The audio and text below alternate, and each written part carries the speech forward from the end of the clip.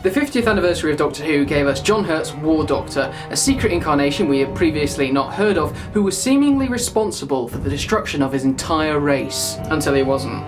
That aside, Big Finish are releasing a series of 4 audio box sets featuring the War Doctor as he battles through the Time War. The first of these sets is titled Only the Monstrous, and that's what I'll be reviewing today. So for anyone wondering, it's very accessible for fans of the show if they're looking to move into audio, as long as you're familiar with the events of the Day of the Doctor and possibly Genesis of the Daleks. But before we go into details, here is my problem with Big Finish exploring the Time War. Let me take you back to New Year's Day, at the end of Russell's era as showrunner. All we know of the Time War is from what we've been told. An inconceivable loss of life with the Doctor fighting on the front lines, the Nightmare Child, the unspeakable horrors, people getting slaughtered and resurrected just to be slaughtered all over again, the war that turned to hell with the Time Lords willing to end time itself and ascend as angels. We don't see any of this because that's what our imagination's for, and when we do see it in Day of the Doctor and indeed in Only the Monstrous, it seems to be a bit of a letdown because nothing can compare to the images and ideas that have been provoked by what's been inferred in previous stories. Maybe I'm just a little miffed because the Time War, like the 8th Doctor's regeneration, used to be something the fans had ownership of, something that could be left up to us to get excited about. Now it's just the Time War as imagined by Nick Briggs, and I'm not sure how that could compare to the deliberate gaps left by Russell to keep us intrigued. You know, I think it's a fan thing to want to fill the gaps, and I know it can be frustrating not knowing all of the details, but sometimes these gaps serve for richer storytelling. So, that out of the way, let's take a look at Only the Monstrous and see if it lives up to over a decade of intrigue. The first story of Only the Monstrous is titled The Innocent. This features the Doctor after he's blown up a load of Daleks and he's taking refuge on the planet Keska.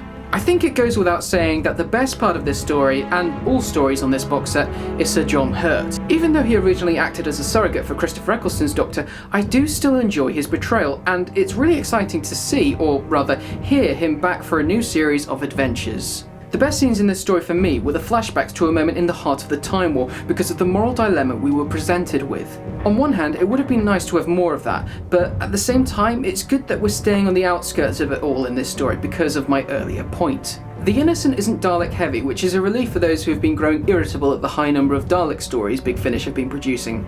Personally, I don't mind, I think they're fab. The problem is, without much in the way of Daleks, we get no notable antagonists either. There are villains, but we don't even see them in the first episode, so the story lacks the conflict essential to keep it engaging for the audience. Speaking of which, the new enemy aliens that feature alongside the Daleks in this story are quite one-dimensional and underdeveloped. At first I thought the lack of information concerning them would result in some interesting twists, that it would be the Daleks or the Time Lords. Evil Time Lords, yay! But alas, it was not meant to be. The sort of companion for this series is a woman called Rejoice. Odd name, but she's from an alien world called Keska, so fair enough. I found her relationship with the Doctor to feel a bit sudden and forced at the end of this story. It seems like we're told they like each other rather than being shown it, and it really doesn't feel that earned. I just couldn't buy into it really. Although her name's on the cover, Jacqueline Pearce hardly featured, which is a bit of a shame because she's brilliant in every scene she's in, totally stealing the show with her morally complex character, and I hope we get to hear more of her in the future. I suppose The Innocent acts as a kind of character piece to set the story rather than a self-contained story in itself, which it sort of succeeds in. I came away from this one wanting more, and it's nice to spend a bit of time with John Hurt's Doctor away from the centre of the battle on a peaceful world so we have time to connect with him and Rejoice. In the second story, The Thousand Worlds, the Doctor is sent behind enemy lines to rescue a Time Lord scientist in what's called a time travel null zone. I'd say things definitely pick up here. The Doctor is sent on a mission, and with an objective and stakes, the storytelling is greatly improved. It does feel weird that the Doctor's been taken away only to be sent back to the same planet from the first story though, even if it is in the future. And it is a bit jarring if you came into this box set not knowing that these stories are actually heavily interlinked. I do like how the Doctor continues not to want to be called as such. It links into what we've seen from the Day of the Doctor quite well. The third and final story of the set is The Heart of Battle, continuing straight on from The Thousand Worlds with the Doctor trying to get to the bottom of what the Daleks are really up to. Those pesky Daleks. There are moments where the Daleks and a few of the Time Lords seem a little, well, implausibly stupid for the sake of the plot, and usually I wouldn't say it gets in the way of the story too much, but it kind of made me stop and go, Personally, I'm not an enormous fan of Nick Briggs' writing from what I've heard so far. I know we owe him a lot for everything he's done for Big Finish and giving the classic Doctors a new lease of life, and I think he's a very competent director and of course voice to the Daleks, but I find his style kind of simplistic at times. A lot of the time, the writing feels almost improvisational and not very well thought out.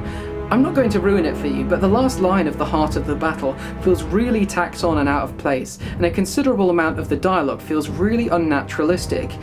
I kind of feel like it would have been nicer to include more writers for this first box set, rather than just Briggs for all three, so we could have had a little variety for anyone who's looking for something a little bit different, and it's one of the reasons Only the Monstrous falls a little bit flat for me. To conclude, Only the Monstrous is a decidedly okay set, and it's definitely worth a listen. The majority of people I've seen talking about it are raving, so I don't know if you can trust my own rather lukewarm reception. I'll definitely be checking out the second box set to see where this series and John Hurt's Doctor goes. Like Briggs' first instalment of Dark Eyes, Only the Monstrous acts as one continuous story, rather than a series of fairly self-contained ones loosely linked together, which does deprive us of a series of individual stories.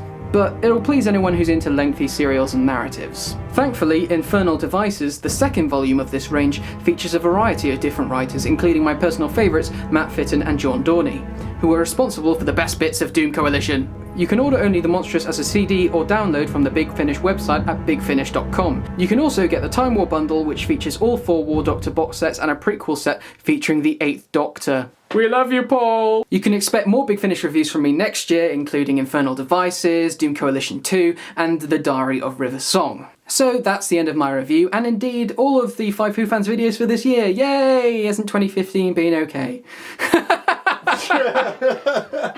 End it like that. So here's the thing about reacting to Doctor Who publicly. If you don't like it, you're either not clever enough to get it, or you're overthinking things too much. I currently fall into one of those two camps.